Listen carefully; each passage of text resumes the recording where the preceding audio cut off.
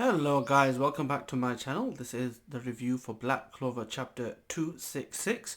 As always, this is based on a scanlation review, so do take the translation with a pinch of salt. But without further ado, let's get into it. So, before getting into the review, there's a few things I do want to touch on. The first thing is to do with a translation that happened in chapter 265, and it's to do with the guardian that essentially prophesied what was going to happen, whose name was Dryad. Now, I wasn't sure on the translation at the time, but essentially the Dryad that they're referring to is actually the tree spirit who, if you look at different mythology, are essentially guardians of the forest or guardians of the land that they inhabit. So essentially that's what they mean. So I found that really interesting. I thought I'd mention at the beginning because I wasn't quite sure last week if it was a translation error or not. So moving on to chapter 266. It is a pretty much a simple chapter, but it escalates and ramps up pretty quickly. I think Black Clover is known for to go from 0 to 100 within a chapter, and it gets quite crazy quite quickly. So I want to separate this into the segments, essentially location-wise, of the chapter, and we'll kind of break through from there. So the first part, we see confirmation that Gadja is still alive, the Guardian from the Heart Kingdom. They're having a conversation with Julius. He's having a conversation with Julius, and they're discussing the attack that's going to happen in 3 days, and essentially they're going to do their thing. We see Charlotte Rosalie there thinking about Yami, and then we also see that Gadja is thinking about their queen and wanting to essentially save them.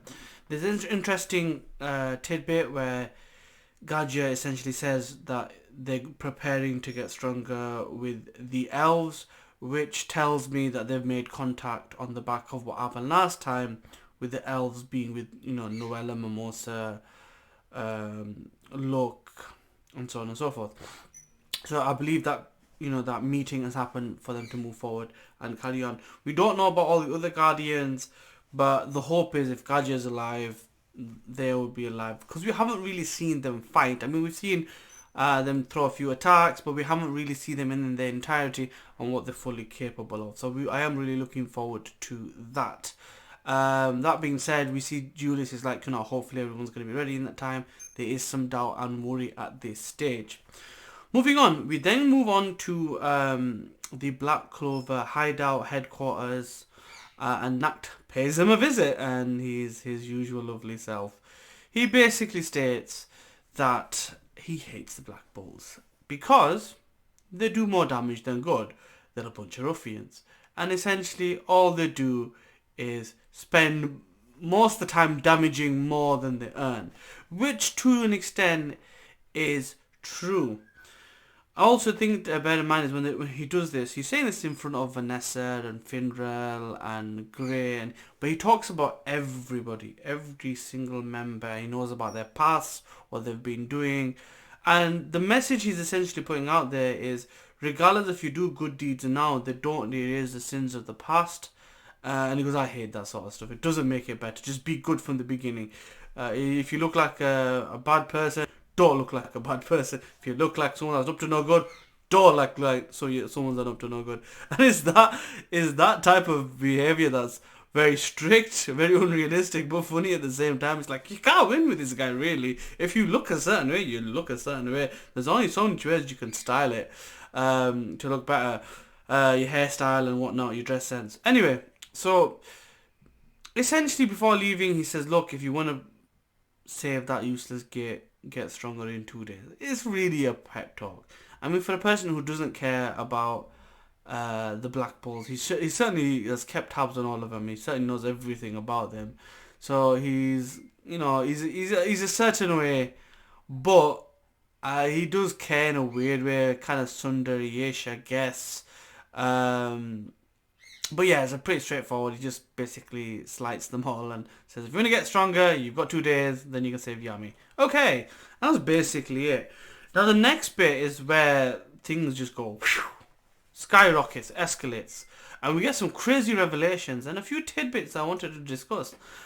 So, first things first, Asta basically discusses the magic he has. He goes, I've got shadow magic, and basically I can transport everything anyway. It's like teleportation, but not quite.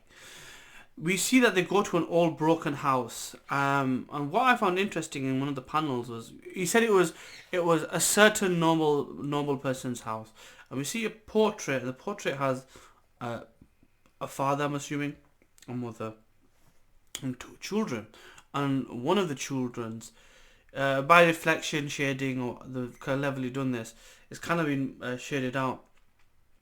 Could this basically be Nacht's family home? Could he be from, nobility? Is that his situation? And then there's two of them. Could this mean something? Where's his brother? If it is his house, where's his brother? What's going on? Who is the sibling? So that's interesting to mention that there at that point. We don't actually know where they are. We don't know how far he's been teleported, because he's literally being teleported through shadows, but it's an interesting tidbit to consider.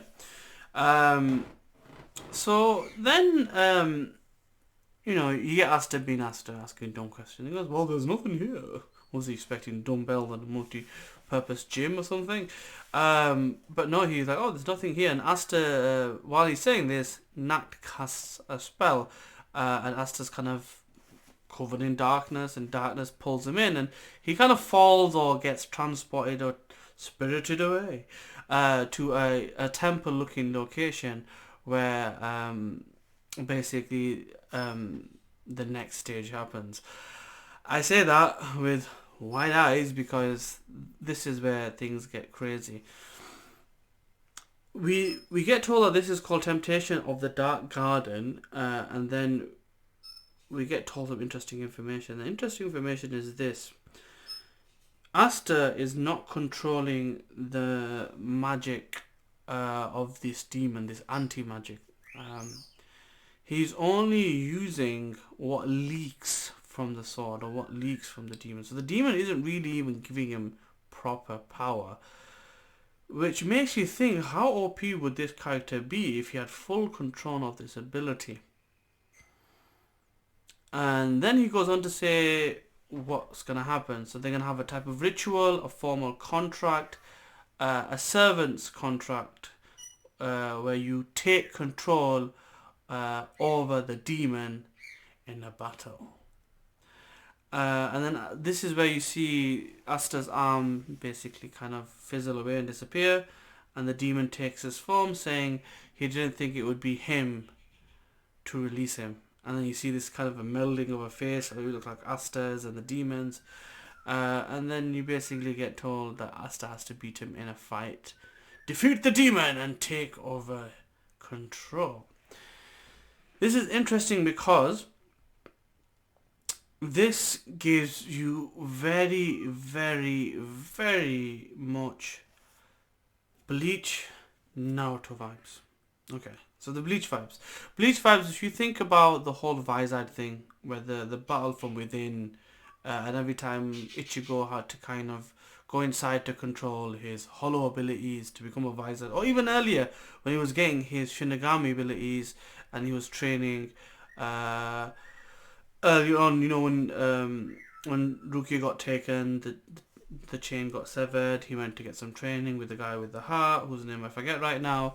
And he had this whole thing with an internal battle, and he essentially broke the mask at the end, and he had his Shinigami powers. There is that whole element.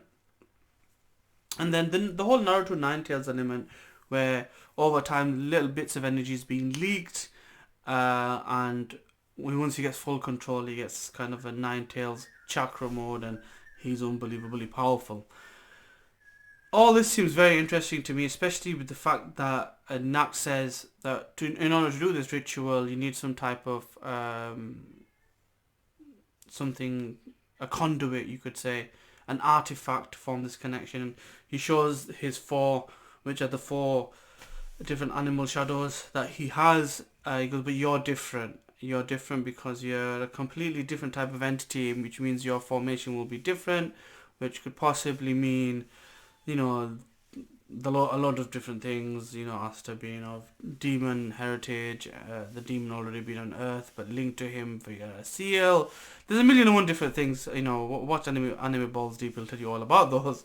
That being said, the fight is on. We're going to find out very quickly what's going to happen. All we're told by Nacht is within the next 2 days you will get immensely powerful and you will be able to control this demon. The fact that he hasn't been controlling the demon all this time and been running on fumes is another thing altogether.